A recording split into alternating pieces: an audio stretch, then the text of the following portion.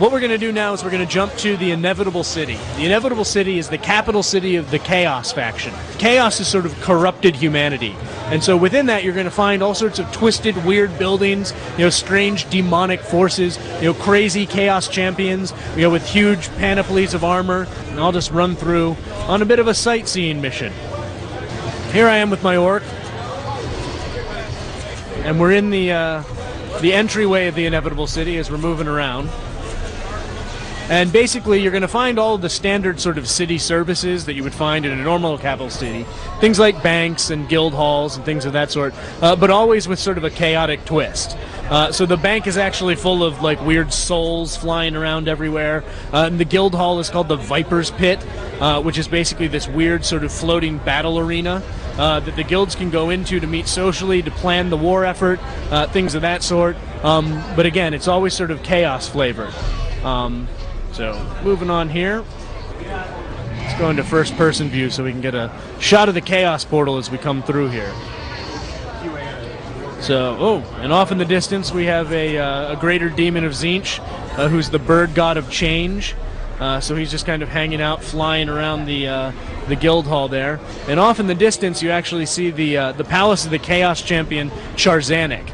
As players move through the game, Capital City Invasion really is, one of the major attractions and focus features of Warhammer Online. As you're moving through the game world, your inevitable goal is to try and push into your enemy's capital city and burn it to the ground.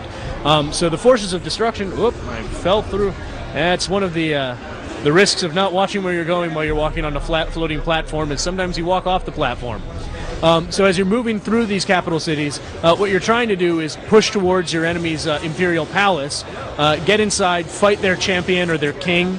In the case of the Empire, it's the Emperor Karl Franz. In the case of Chaos, it's Charzanik, the Chaos champion. And you're going to have these sort of like epic encounters. They're the most significant PvE encounters in the game take place in these capital cities.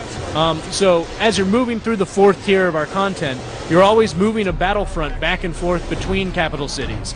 So there's an ever-present sort of fight for control, a fight to keep the opposing forces out of your city and help to press the fight towards their city. So we're just going to run up to him because he's a kind of crazy-looking, multi-armed, tentacle weirdo, with kind of a funky-looking horn head thing. So Charzanik is the most powerful character on the Force of Destruction. So facing off against him is going to be one of the biggest events that takes place in the game if you're part of the Order faction. If you're part of the Forces of Destruction, you'll be doing the opposite. You'll be moving into the Imperial City of Altdorf, which I'll jump to now.